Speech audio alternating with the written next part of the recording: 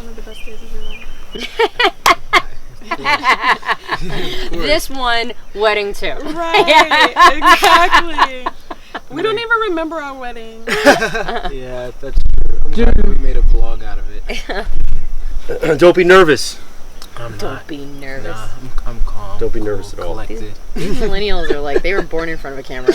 They don't even understand what nerves are. No, I was nervous when y'all had me sing. Everything about me was shaking. That's Yeah, good. I saw your hand. When was that? When she sang. Yeah. Oh, but it was so beautiful. Oh, thank you. Yeah. That means a lot because I felt like it was trash. But Wow, okay. And on that note,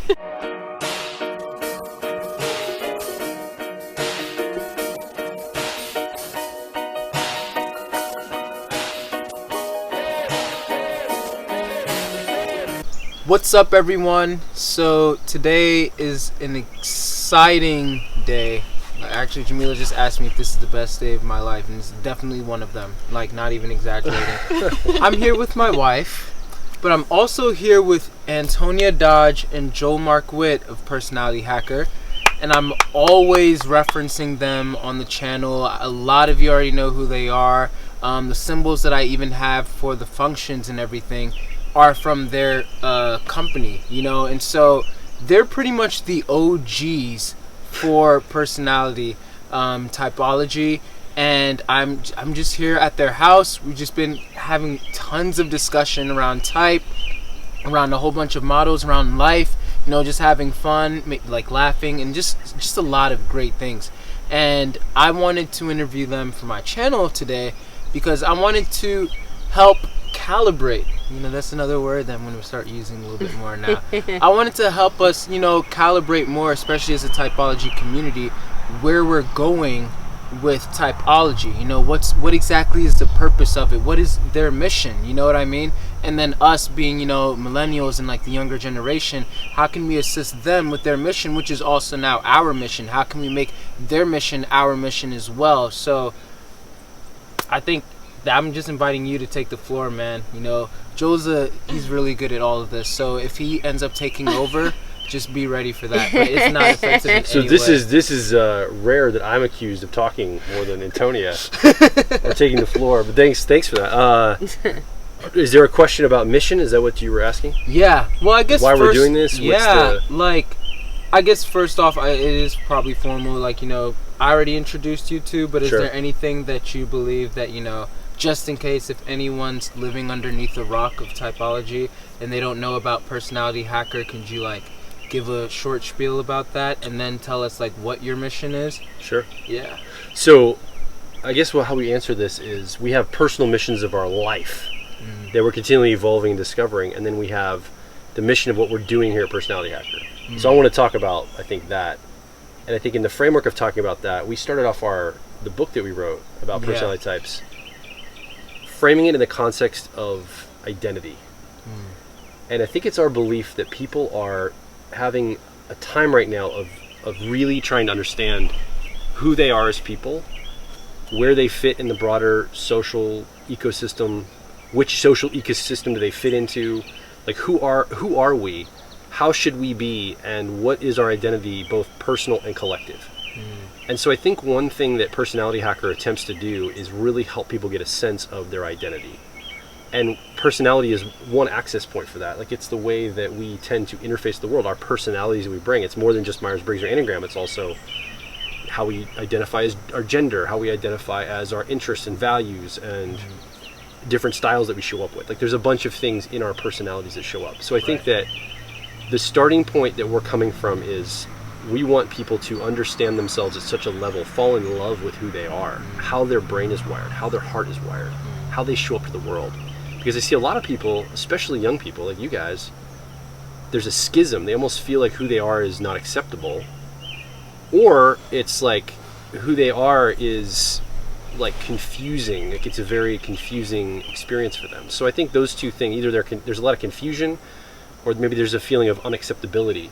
And I think that, I mean, I don't know if it's our mission necessarily, but I think that's the starting point as we start to talk about what we're trying to do here. Would you agree with that sentiment? How I'm framing that? Yeah, well, and also, I mean, to bring it down just a little bit, we're into personal growth and development. It's been massively instrumental for both of our lives. And we don't believe that everybody necessarily has to be into personal growth and development. And we think that if people choose to do that, they usually live, not necessarily initially, but eventually they live happier lives. And so type is one of those, as Joel mentioned, like an access point. It's a way for people to, if they have trauma, or if they have things that they're trying to get through, it's a way for them to start to understand who they are and then find tools that suit them and their growth. Because not every personal growth tool works for every personality type. And so if you understand who you are and how you operate, then you can start to identify tools that are more ergonomic for how you're wired and for for your own personal healing process or achievement process. And so once people start to give themselves permission to be themselves, and they start to forgive themselves if that's their healing work, or if they acknowledge that they have things that are special and sort of beautiful about themselves, and then also maybe reasons why they hold on to certain narratives that aren't helping them. And once they're able to have language around all of it and feel like it's something that they have control over or power over, then they can start doing the work of then letting go of the ego fixations that also come along with all of this. The things that we when we're protecting ourselves, it's hard to see. It's hard to both protect something and also criticize it at the same time. You know what I mean? Like when we're protecting our identities and egos, we're defending them. We're not in a place of trying to calibrate them or make them better. And so once we get to that place where we're not protecting them so much and we're not defending them so much, then we can start to go, is this a part of my ego that I want? Is this serving me? Is this a narrative that's serving me? Maybe I can just let this one go. And then we start letting go of all the stuff that's inside of us that isn't serving us.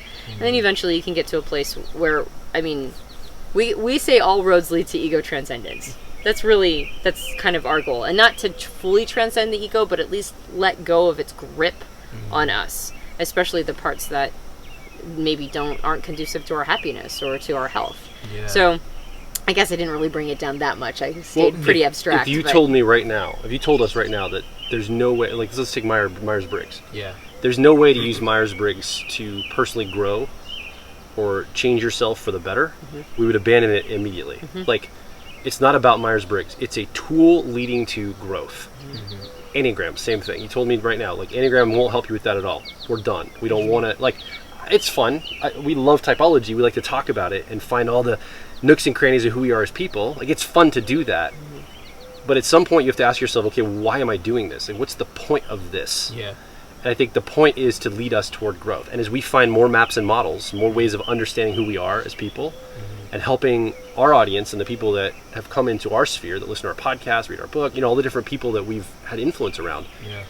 Our goal is to help them become better versions of themselves as well, not just keep understanding more about their type. Like it's just a tool and access point to that work. Does that make sense? Yes, that makes total sense. So that's where our hearts are. Yeah, that's beautiful. Because it fits so well with my channel too, because as you guys know, typology is not the only thing that I talk about on here, or MBTI is not the only thing that I talk about on here. Enneagram is not the only thing that I talk about on here. I'm always talking about different things that will help us become better as humans. Like, like my personal philosophy is that the better that we all can become as individuals, then the better we can become as a society, you know? But if we're just like focusing so much on like just society changing overall, but then we haven't really like changed as individuals, then how are we going to move together as a body in a way? And so with my channel, I'm trying to like, as I'm working on myself and trying to become better in the best way that I can, I'm trying to, give tips to those who are watching so that they can like, kind of do the same thing and then share on those tips. And if MBTI is the way that has been helping me, of course I'm going to share that. If my faith in Christianity is the way that's going to be helping me, like, of course I'm going to share that. Same with Enneagram, same with Graves model, whatever it might be, I will share that. And it's not in any way to force any of my subscribers to adopt those models. If it doesn't work for you, just like you were saying, okay, now don't come and like, you know, say like, oh, it's BS or blah, blah, blah, because it's working for other people, clearly, you know. So if that's your opinion, nobody's forcing you to adopt this model. That's on you. But at the least, you know, what you can respect is our willingness to grow and become better as people. And so I feel like our missions are aligned in that sense. And even though maybe not like everybody on Typology, YouTube and Twitter might like, you know, be on that, which is not bad, you know. A lot of people are, no, this is just for fun, you know. I just like to use it to like make jokes and stuff. Yeah, sure, that's, you know, that's you, and we respect that. Sure. But for those who are willing to use it as like growth models and everything, and we have that same alignment in our motivations. Yeah. How could we help you guys, you know, to continue to push forth? Like, you know, we just have YouTube right now, you know what I mean? And, you know, not to like in the most modest manner, like you guys have like a big company and you guys are like making products and everything, and you guys have been at this like for years. Like, you've been profiling people for so long. You even have like profiler training course and everything, you know. Like, it's a lot that you guys have experience on. And for us who are actually serious about typology and personal development, we can learn so much from YouTube. And so as we're here just on YouTube or whatever our platforms are, like, how can we help you guys to continue to further that mission, and what advice could you give us? Well, so thank you for saying you want to help us. Yeah. But I would also say that, you know, the rising tide raises all ships. Mm-hmm. And so I think the best way to help what we want to see in typology, which is people taking this as an access point for growth. I think the best way for that mission or that goal to be helped is for creators like yourself to continue to improve the calibration and the way they speak about these things at a higher level, and actually maybe not, when I say higher, what I mean is a more careful way. And not careful in that you can't explore or be creative or test new theories or things of that nature, but in a more like a calibrated, thoughtful way that has a point or a purpose to it, in my estimation. So an influencer like yourself, and I think you're already doing this, but you have this great saying, legacy over likes. You told me this right before we started rolling, right? And this little phrase has been rolling in my head, because at some point we're probably going to create some kind of a program that helps influencers talk about these things in the way they speak about them. And so influencers that are interested in learning some of the ways that we've been able to create a business around this and talk about these things. My goal, my vision, one of our visions is to help them understand how we got there, how we talked about these and set up a business in a way we went about it. Because I think that would be really cool. Like, if you're listening and you're an influencer, and you too, we've talked about this offline, like being able to make some value or revenue from this, or make this into some kind of a living, whether it's coaching or products or a YouTube channel that's ad supported. But that's going to require content to be sound and to be really dialed in and calibrated. And so I think that the legacy over likes mentality you have, and so Denzel's got this thing where you talked about, I'm creating content that's relevant 10 or 20 years from now, not just right now. I'm not going to talk about topics or current issues. I'm going to talk about content principle-based that 20 years from now, you know, if one of my children are watching, it was be still impactful for them. And I thought that's so brilliant you said that, because we have a very similar model. If you ever listen to our podcast, we don't talk about current events. I mean, like 1 or 2 podcasts. Most of them, you could listen to it and not know when it was recorded. We don't date it. We don't talk about what time of year it is. We don't even talk about the season we're in typically. I mean, every once in a while we'll hint at it. But we try to make it so that it's accessible on a principled level right now and 50 years from now. And I think that's the thing that I think will help this the most, is to think in terms of like, I'm creating this, how am I creating this, and how's this going to land with an audience, and what am I doing here? Like the thought put behind that. That's my first instinctual answer for what you asked. Yeah, that's great. Yeah, it's interesting. The reason why I kind of smiled is when you said, how can you support us? What's interesting is that what we've been trying to answer, and Joel effectively said it, is we keep asking ourselves, how can we actually support this new crop of people coming up? We keep asking that. And so, it's one of the reasons why you're here, by the way. That's why we invited you to our house. That's why we invited you. That's why we're, being interviewed by you, because we actually want to support, because we see it. I mean, we, like you said, we've been at this for like a pretty long time, and we've built a lot of media. Most of it's been audio podcasts and you know, blog posts and products and programs. And we started looking at YouTube and going like, well, obviously that's the way of the future. And there's just all these influencers on YouTube, all these people on YouTube talking about type. And I mean, it's a fascinating world. And people have their different takes. And sometimes, you know, some of the YouTube channels are from the perspective of a type. So they just talk about everything in the world from their own type's perspective. Some of them are interview based. Some of them try to give equal time to each type. Sometimes they're conversations. I mean, people are going about it in a lot of very interesting ways. Sorry, keep talking. Hey, keep going. Yeah. As Joel mentioned, there's a lot of different ways that people can come at this. And since our passion is to inspire other people to figure out what it is that they're here to say. Right? We there's a phrase that an old coach of mine used, which was what has the world forgotten that you're here to remind it of? Or what did it never know that you're here to introduce it to? And I always thought that was a really fascinating question. It's like, what am I here to remind? Because it's not always that we create something brand new and we're here to teach this brand new thing. Sometimes we've just rediscovered something that was really powerful and important. Yeah. And because we believe these models are they keep being rediscovered. Myers-Briggs in like the 80s and 90s was a business application primarily. And throughout the 90s, there were all these conferences, like APTI conferences and that sort of thing. It was like sort of discovered by a generation of people who were teaching it in the 90s. And then it was, and then it's been kind of rediscovered multiple times. Like David Kiersey wrote Please Understand Me in the 80s, and it was like discovered by a whole new fresh batch of people. And then in the 90s, it was a lot of conferences, and it was discovered by that batch of people. And it almost feels like it's being sort of rediscovered in the teens by this whole swath of young people who don't know that there are like catalogs of content out there of hours and hours and hours of video. We're talking to Nardi about this. From the 90s, of all these conferences and all these people who were the influencers of their time that have done tons of studies and tons of there's an insane amount of content out there from like the 90s that this whole group and batch of influencers on YouTube right now of 20-somethings have no idea already exist.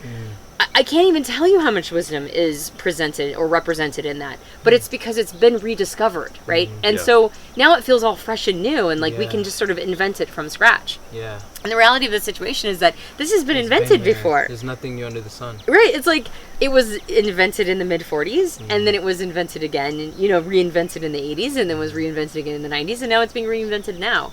And so I think what I would want to encourage younger people to do is see if you can go crack into those archives.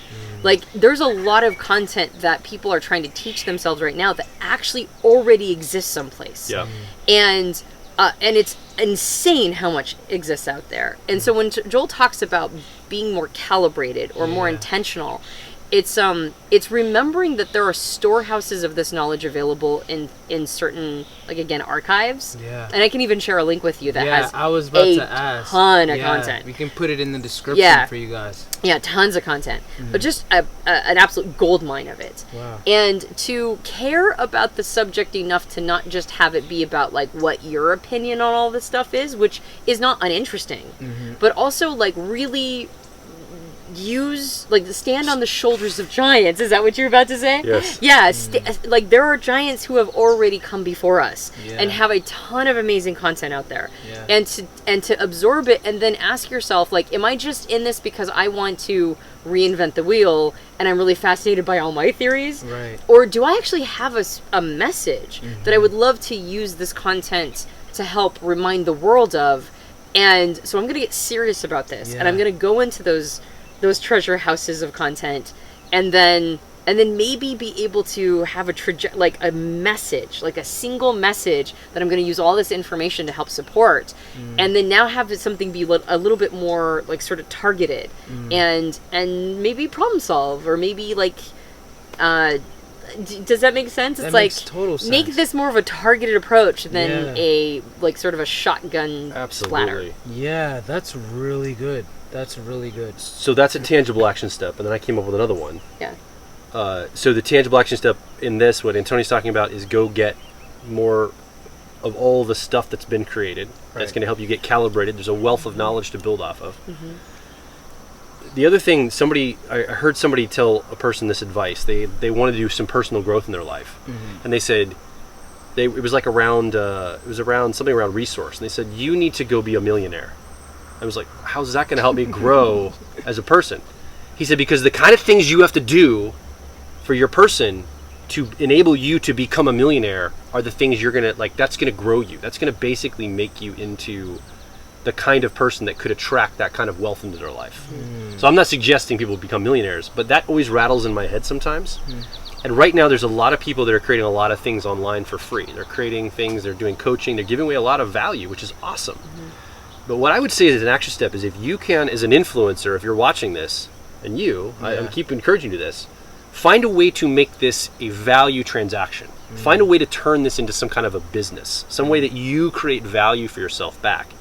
That might be just social value at first. Yeah. But eventually, if you can figure out a way to turn it into even a small bit, like a consulting business, or getting paid to write around this, or getting paid like on a company, like, I'm not asking people to send in resumes, I'm just saying like a company like ours to create videos for or something. Yeah. Like, find a way to make it legit. It's going to shift something in your brain. It's going to create, you're going to have to become a different kind of person and talk about it in a different way if you're serious about turning into some kind of value exchange. Doesn't have to be a lot of value exchange, but thinking in terms of value exchange makes you be more careful. You have to be careful how you talk. You got to be more mindful of like all the technology and how you're setting it up, because now the stakes are higher. Like, people are maybe transferring value for this. And I'm not just talking about like advertising on YouTube. I'm talking about like maybe create a product. Like, I know our friend Susan Storm created a product around like types in children for her website. I was super encouraged by that, because I'm like, that's great, Susan. And she's got a great website now where she's got ad supports and stuff, but she continues to make it into a viable like economic model. And I think for a lot of influencers in this space, that would be like a step that I think they could take if they're wired for that. Like, if they want to do that, like they're interested in it, a huge leverage point, including what she's talking about, going and get the learning, but also hook it into some kind of value exchange, because it's going to make you take it serious. Wow. Make sense? Yes, that makes total sense. And it's like, you're definitely speaking to me, because I'm like super you guys know this, I just don't ever really like putting, wow, that sounds bad, I don't ever like putting value on it, but it's like I feel so icky a lot of times, like, charging people. A lot of people do. Yeah. A lot of people do. But your mindset, the shift in your mind has to happen. Your heart has to happen. Yeah. And part of that is part of you showing up, talking about it a different way, if that makes sense. Like, it's, you're shifting around it. Yeah. And getting over those hang-ups is so important. Well, and I know that there's a trend right now to see anything that has to do with money or power as bad and wrong. Right now we're going through a time period, a very postmodern time period, that makes it feel like everything should be 100% egalitarian, and we really kind of, like, I think especially younger generations really demonize this concept of money. But I think it's because, and I'm going to get really abstract, I'm going to go into something that'll feel like a tangent. But I think it's because we are so separated from the value that money originally represented. Like, we're in a fiat system. That means that our money, our dollar bills, are not backed by anything tangible or real. So originally, like, dollars were called certificates, like silver and gold certificates. And it meant that if you took that silver certificate to the bank, they would give you a piece of silver in exchange for that note, right? All the money was backed. Like an IOU note. Yeah. Like, I owe you this silver or gold piece. Yeah, like the dollars were just representations of something that was being held at a bank, right? Almost That was like the a point of check, the bank. maybe. Yeah, Yeah. exactly. And when money stopped being backed by something like tangible, physical. It was no longer a representation of something that you could go trade in. Then we went to something called a fiat system. And so then money was no longer associated with a tangible, it was now an idea. Like, it's just an idea right now. Little green biosurvival tickets, right, that we trade, and the only reason why it exists is because we have a story that it has value. Now, in a postmodern world where everything is built on narratives, and we see how easy it is to remove narratives, we don't trust money anymore. And that makes sense. It makes sense that we don't trust it.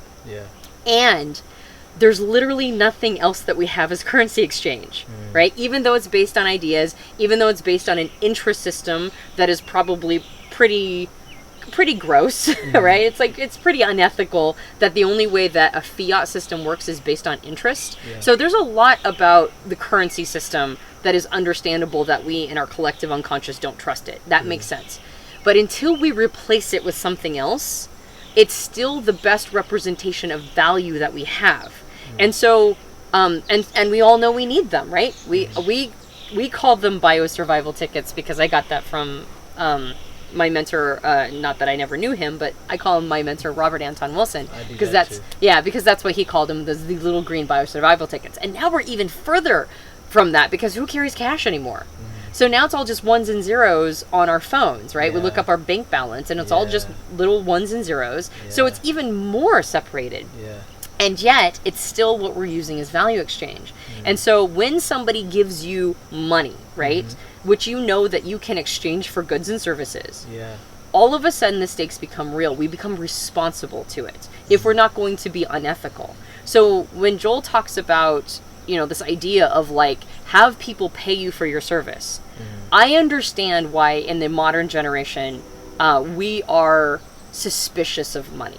I understand it, right? It makes sense because of this concept of fiat and that it doesn't feel good and like it could crumble at any moment. Like, I understand why that's in the collective unconscious.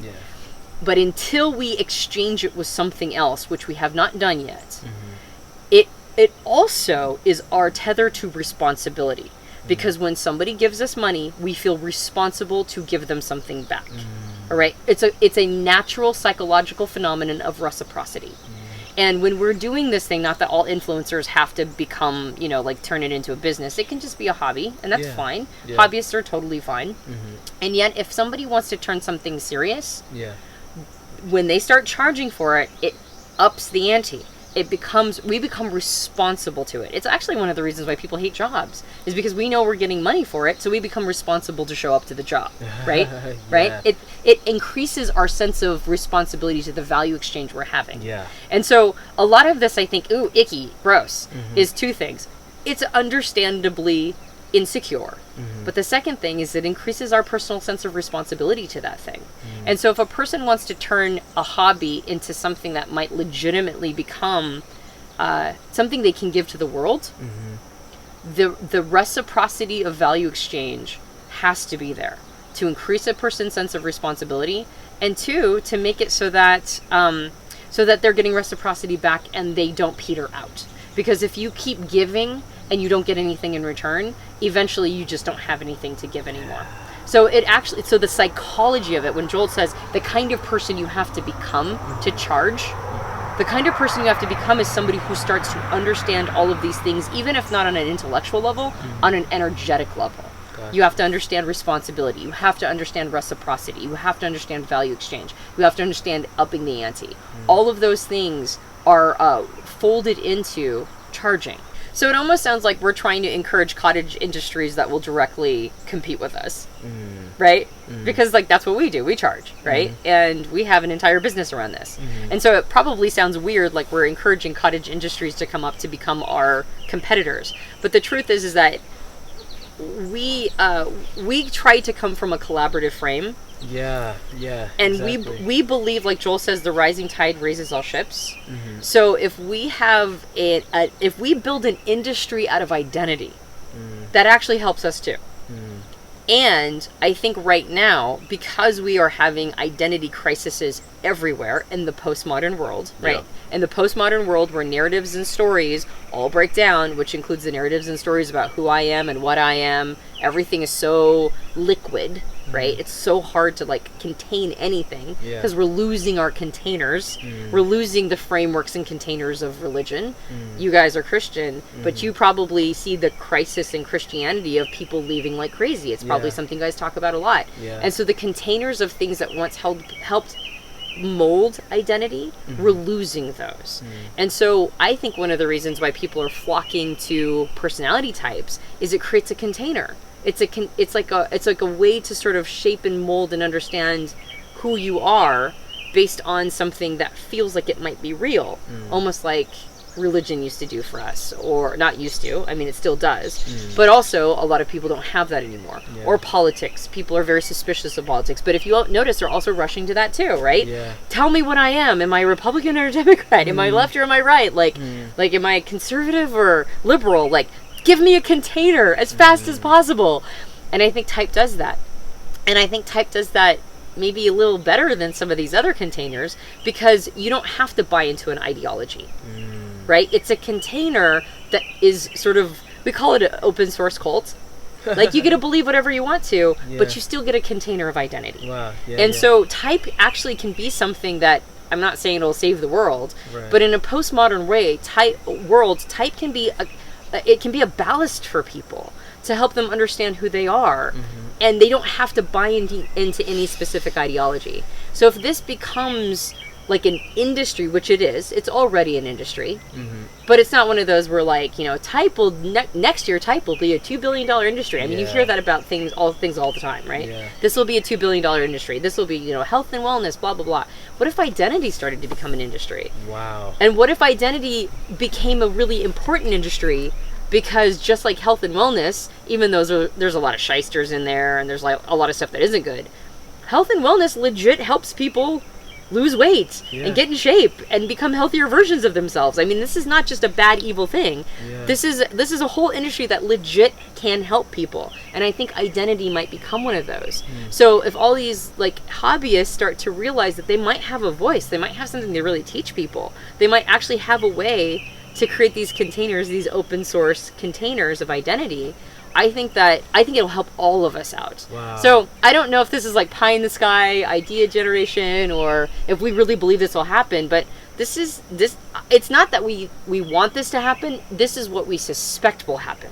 This is the road we already think we're going down as a community. There's already an influencer industry happening on a broader scale. I mean, I see on Instagram and Twitter and Facebook, like, become an influencer, and like you click on it and it's like this guy selling like some $37 course on how to like go travel the world and like take pictures and be an influencer right on Instagram. So it's already going to happen. But the challenge, most people, young people included, have zero content. So they're out trying to be influencers with like, they're trying to invent content by like, licking ice cream and putting it back in, or like, eating Tide Pods or whatever the heck they're going to do. Or like, hanging off of trains. Doing like crazy, doing crazy challenges, right? Like my kids watch this whole thing, like people building like forts in Walmarts and like the paper towel shelving units. Like they build these like 2-story forts and paper towel shelves at like Walmart, and my kids will watch these over and over again of these guys. And live there for a week. Yeah, these like young 27s will like sneak into Walmart, stay multiple nights in these like little forts they build for themselves. They'll smuggle food in, they'll put beds in, until they get kicked out or caught doing this. And they have YouTube channels around this. So go look it up. I'm not kidding. Like it's crazy. And I mean, it's just, but there's like, so there's a lack of content, but there's a need for content for one. Actual content, which I think that Typology gives us that. And she's talking about go reference all the old stuff, right? You've got a wealth of that, and also some of the things that are being created now. But I think the industry is going to happen regardless. Our goal is to have a voice in helping to shape how it's talked about. Because I certainly don't want this to fall in the hands of some political operative that's going to know people. I mean, look at the whole Cambridge Analytica thing with Facebook in Europe. Like that was some personality-based stuff that they were into, right? Looking at how to pull levers and influence elections. Well, if we can make awareness of this into people's minds and hearts, and this industry's helped to shape by some of the things that we want to talk about and you want to talk about, growth-focused, help give people space, understand each other, heal yourself. Like look for like ways we can interface with other humans in a good way, and protect myself about getting exploited by the Facebooks of the world that want to take all my information about who I am, all my psychometric data, and use it against me to get me to go pull a lever for a certain candidate or buy a product in this. I can watch that's being done to me. Like that's empowering for people. That gives people power. So as this industry shapes, it's have you ever kind of like, do you know the difference between like a project and a task? Like A task would be something that's just singular, that you just do it within a matter of like moments and you get it done. Yeah. Project is something that's more like long term. yeah, and so there's tasks inside of a project. Yes. Yeah. Well, there's also Cell versus an organ. there's like tissue. yeah, it's like in a business. Most people are hired first to do tasks in businesses, and I think capitalism and the markets and industry all fit in this model that I'm going to talk about. But it's like the task level is the most basic, like just do your job, get it done. Yeah. But then you get to be a manager and you start getting projects to execute on tasks. Well, above that you have like leadership in a company, which is more strategy focused, right? They're talking about multiple managers. Yeah. And then you have the company itself, which is thinking in terms of like building a company. Like we want to build a company, like I'm encouraging you to do, go build something and, you know, charge for it. After that though, you're starting to talk about industries. And we talk about industries. This is why when people down on capitalism, I was like, how do you think things get done? How do you think things are affected in the world?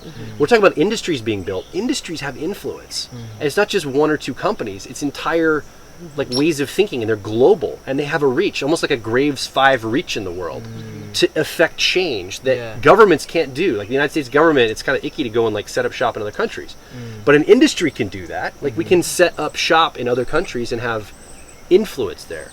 And I think that industry level that we're going to start to see this, you know, these influencers play at as we build that. Yeah. That's something I think all of us need to have a voice in shaping and ensure that it's shaped correctly, so it doesn't get exploited or become an industry that basically is why we have a bad name for capitalism. It's why we're like, capitalism.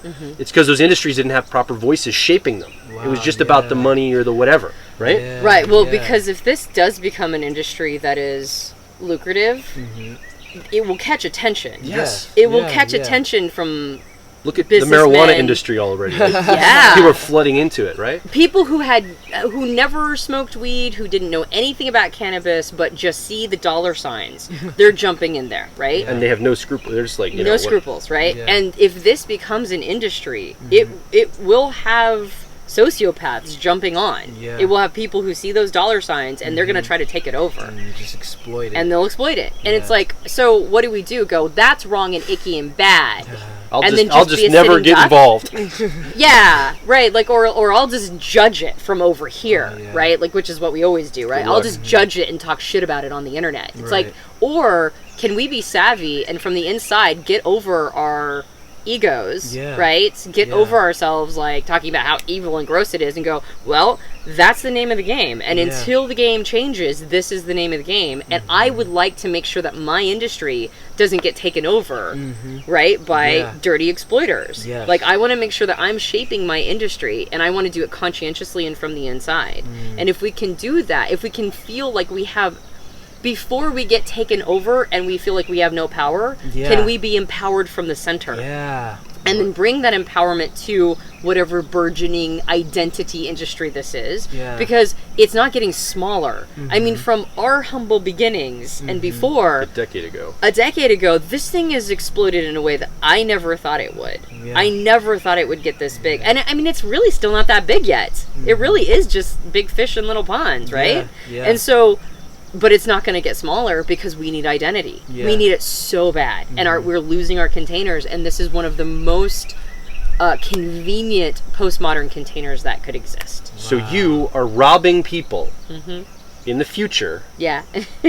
of an industry that's highly calibrated and is going to be attuned to the betterment of our humanity Yeah. and growth by having your icky feelings about charging value for your stuff. Right? Like you're literally robbing people Wow. by not getting over yourself around this and getting a value exchange going. That's what I'm talking about. Like Yeah. if you're an influencer watching, this is one of the highest leverage things you can do. Figure this out for yourself because you're giving a gift to future generations. You're giving a gift to the industry.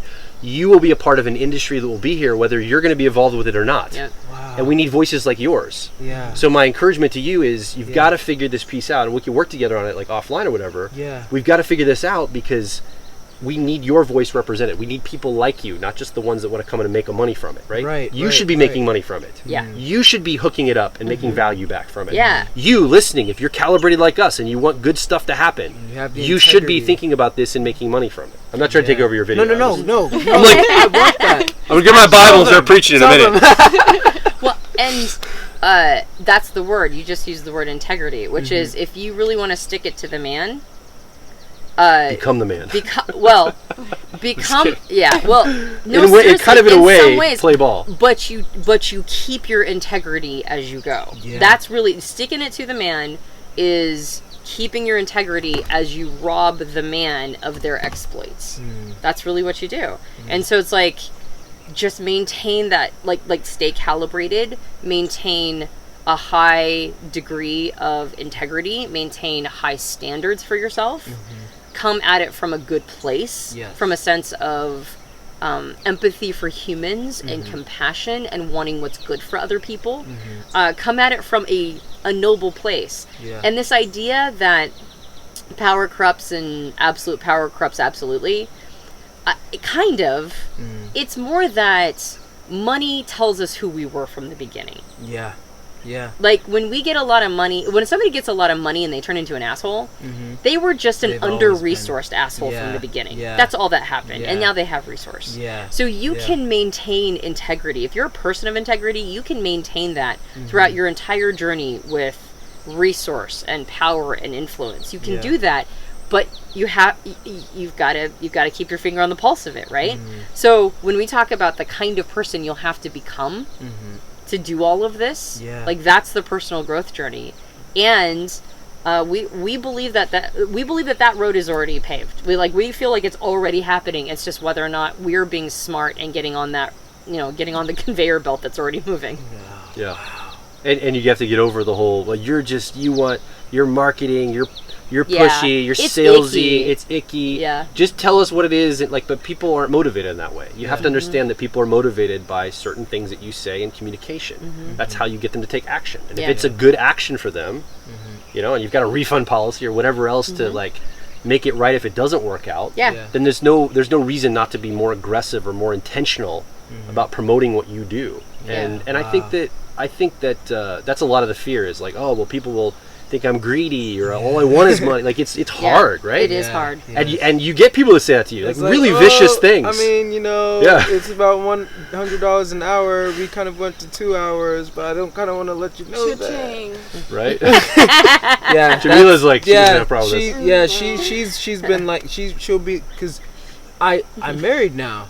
So I have to pay bills, and that's what actually pushed me to like, okay, now I have to raise my prices, because if I'm not bringing home the bread, we're gonna end up dead. We're gonna end up homeless. We're not gonna eat any food. We're not, stuff like that. So it's like, okay, I love doing this. I love coaching you. I love creating this content, but I need something back. You guys are totally right, and it's like, I don't want to come off like, greedy seeming and all that, and it's like, well, what if they misread my intentions? But I think they will. They will read your misread. People will. That's the thing you have to make peace with. That's people. Like 10-20% are always going to misread intentions no matter what you do. As you put your neck out there, and influencers know this, right? Like from comments and pushback, even if there's no money involved. There's always misread intentions. There's down likes and there's bad comments and mean people all over the place. Well, and most of the time when people misread your intention, they're actually projecting what would be their intent if they were in your position. So it's actually not that you're doing anything necessarily wrong, especially if you're keeping your finger on the pulse of your integrity and making sure you're like compassionate and doing things for noble reasons, right? They just can't fathom somebody not thinking like them.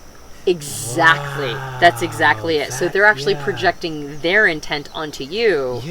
And probably, I mean, a lot of people, it's like, it's so much easier to be a critic than a creator. And so people are just, they're just critics because that was the path of least resistance. But I think the other thing that I've really learned, and I had to totally redesign my relationship with money because I was raised in a religion that told me that the more valuable something was, the more you gave it away for free. And so I invested thousands of hours into voluntary work to teach people something that they had no interest in learning. And I got no return on investment, literally none, except I'm more bold now, right? I learned character traits from it, but as the actual thing I was attempting to do, what I actually got reflected back to me is when you don't charge, people don't value it at all. I think, yeah. Yeah. When somebody will exchange value for something, Yeah. they now honor the thing that they just chose because they have to justify the fact they bought it. Yeah. And so now they see it differently. Their minds are more open to it. If you try to give something away for free, the person will be like, well, it can't be worth anything if you're giving it away for free. Yeah. So there's this really schizophrenic relationship that people have with all of this, right? Yeah. It's like on one hand, it's like, it's like, well, you're just dirty for charging. And on the other hand, it's like, well, it can't be worth it if it's free, right? And it's like, how do you reconcile those two concepts? The only way to reconcile it is to go, people don't understand value. Wow. Right? Yeah, because when I first started coaching, when I first got my coaching certification, then I was going to start charging $5 an hour. $5 an hour? I know. And then wow. when I told Jamila and some of my friends, and that's lower than federal minimum wage. That's exactly what my ISTJ friend at Shantae, least $7.25. She was like, that's like, and I was like, oh, I hadn't thought about it that way. There's a lack of TE, I guess. And then Jamila's like, honey, I know that you want to help everybody, but that's like, if they really want the help, then they will pay the money. So I end up raising it to $15 an hour, and then eventually I raised it up to $30, and I was like, okay, this is kind of like where I'm gonna be at right now until my podcast interview with Bo Miller on the INFJ Personality Show. And then after all of the stuff that we talked about on there, then he asked me like, how much are you charging? And I'm like, $30. And he's like, you could at least with what 100. I literally gasped. I didn't even mean to let it out, but because it was just so icky to me. And just even from being here the past few days and watching them behind the scenes, I don't care who you are watching, they have integrity. And you guys are showing me like, wow, I can still charge this much and show people like, no, I just really care this much about my content, and like, because you guys are doing it. And I think that it's really encouraging. Everything that you're saying right now is really landing. If it's not landing with you guys, it's definitely landing with me. Well, I'm talking to you right now. That's right. Yeah. Yeah. I've paid personally. I've paid up to $400 an hour for a coach in my life at certain points, like in the last couple years. Wow. So we will spend thousands of dollars on coaching Wow. because we believe in it. The coaches that pour into our lives help us show up for the people that depend on us. Wow. And so we invest heavily. Like, it's not like we charge for our coaching and our products and services. Like, we invest heavily in other people's services and products and coaching as well. People that help us do what we do better. Yeah. And so we put our money where our mouth is. Like, we're willing to also transfer. Now, obviously, we have... I'm in a position to be able to do that right now after working very hard. And it's actually a stretch in some ways. Like, we've actually stretched in the last 6 months or so in order to afford some coaching that we wanted to get, because we knew that it would help us get next level, and we had to make some sacrifices for that. And so that was something we chose to do, and I think that's important to also. That's the other thing I think if you're wanting to go in this vein is you have to think in terms of like you almost it's almost energetic. It's like what you bless or what you give, you also receive. So what you sow, if you invest, what you reap. Yeah, like I've seen people who's trying to start a digital product business. They create like a digital product, and I'm like, so what digital products have you bought? What do you invest in? And they're like, I never buy anything like that. I'm like, you wouldn't even buy something like this, but you're creating and expect other people to? Like, what would you invest in? Like, think in terms of like, well, you need to also support people doing this. You also need to like, or it may not be in the same industry you're in, but something along those lines. It's almost like priming the pump for yourself. Yeah, that makes sense. Because I always try to think from the perspective of the other person. And so it's like, okay, I'm making this YouTube video. I want this quality to be worth whatever it is. You know, like I want accuracy with whatever I'm saying. I want people to enjoy this, but I also want it to be beneficial. When I do my coaching right now, my clients, I try to make it so clear to them, like, hey, I care more about you than I do about the money, but I do need the money to survive. You know what I mean? But like, since you chose to even pay me, I'm gonna make sure that whatever quality I'm even giving you in this coaching session is going to be twice as much that you paid me. Yeah. You know, and I try to really do that so that I can continue to hold that integrity and like make up for it. So no, that makes total sense. That makes total sense, because I definitely do try to make my content even surpass however much I'm charging for it. But I just want to make a quick comment just so there's no confusion. Yeah. I'm not suggesting you never give away content for free. I don't think that's what we're suggesting. Definitely. Yeah. We've been doing, for 5.5 years, we've been doing a podcast every Monday for free. A 45 minute to an hour podcast filled with as much content, interviews, as much content we can pack in there. Yeah. We don't currently advertise on it. We never have up till now. Like we promote some of our own stuff. Like we'll say, hey, this is coming up, this event or whatever. Right. We don't advertise on it. Like you get right into the content right out of it. Yeah. And we give it as a gift. We don't put any kind of, like, it's legacy over likes, right? We didn't date it. So it's valuable regardless. And we keep talking about it. It's like our love letter to the world. It's our gift of the things we've learned and building all the products and all the coaching we've done. We take it, we distill it down, we give it as gifts every week. Yeah. And people are free to take it and never invest in any of our products or services. Yeah. Never come to us for coaching, never come to any of our live events, and that's totally cool. Yeah. Like, we want them to have that as a gift. So, Wow. and our YouTube videos the same thing. Like, we want to give these things as gifts. So I'm not suggesting that you always like everything has expect. to be charged. You know, you could have another extreme, like, oh, I won't do anything unless I'm paid. That's not what I'm suggesting either. Right. Because I think there is a value in giving that. For sure. So I just want to be clear that I'm not suggesting just give away, like, don't give anything away. Because I think there's a lot of value in giving things. Yeah, Well, and I don't even think I'd be able to be that extreme anyway, to be honest. Yeah. And when I first started coaching, I spent a year. I worked almost like an apprenticeship with another coach, where I was his value add. So, For free, for right? free for 1 whole year, I was his value add for all his clients. So when he got a new coaching client, he would send them to me, and I would do a series of coaching sessions with them. I do a profiling session, which is a big part of how I learned profiling. This is like 2010. I do a profiling session, and then I would do a couple sessions after that to talk about how they could leverage their personality type in whatever way that he was coaching them. And I did that for a year till I got to a point where I was like, I think I felt very confident about my ability to coach multiple different styles of personalities.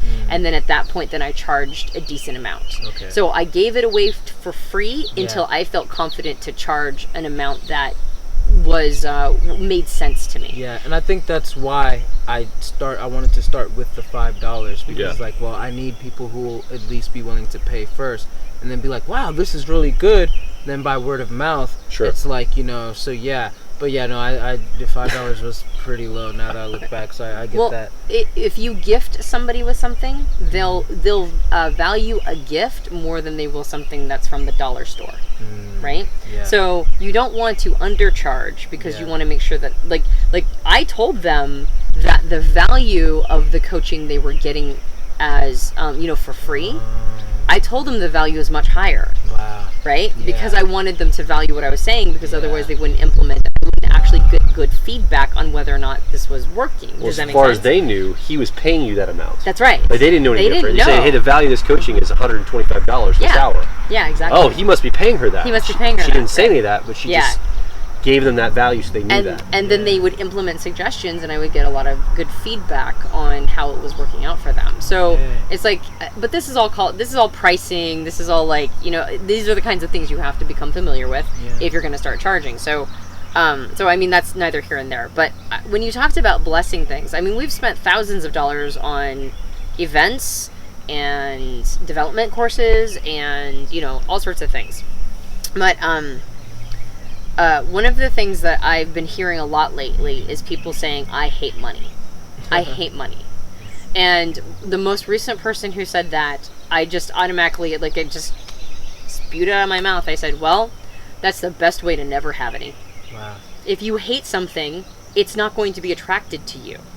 Right? I'm not attracted to people who hate me. Yeah. So this idea of I hate money, it's like, well, you're allowed to hate money, but then that just means you will never have a good relationship with it. Yeah. So being willing to kind of get outside the zeitgeist of the day, this whole like anti-money zeitgeist, I think actually gives you an edge. Wow. You don't have to fall in love with money. You don't have to be greedy. You don't have to be greedy. Yeah. But this idea that it's the cause of all the problems of the world, well, it's also the backbone of a lot of the world too. Yeah. So it both crosses and supports us. Yes. So let's engage with it in a smart, savvy way where we maintain our integrity and recognize that it's just a part of the institution. So It's a tool like anything else. It's not the thing, it's our relationship to the thing. exactly. Yeah. Right? But we conflate the thing as the whatever. That's the problem.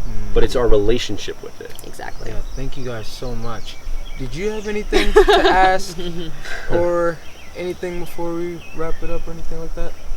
No.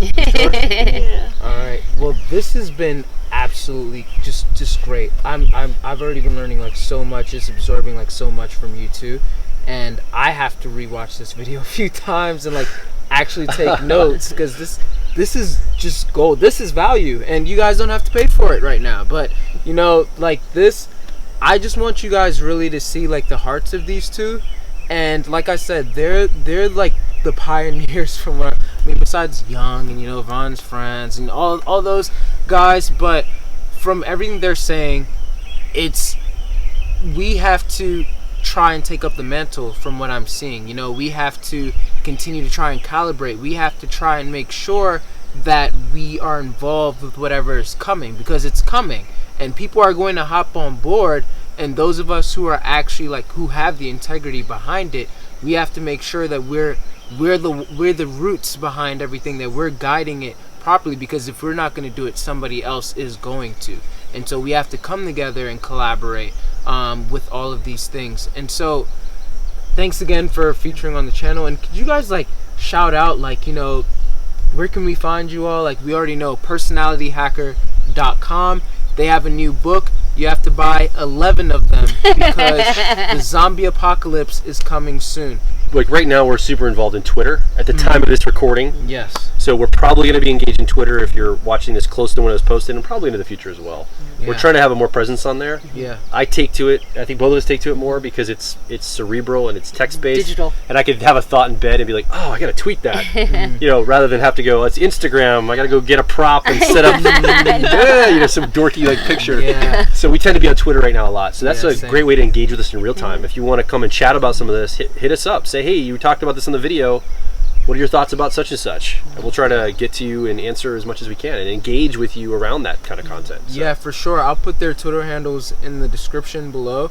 But yeah, thank you guys again. Thanks, for man. everything so much. It was Like I fun really being here. appreciate y'all. Done.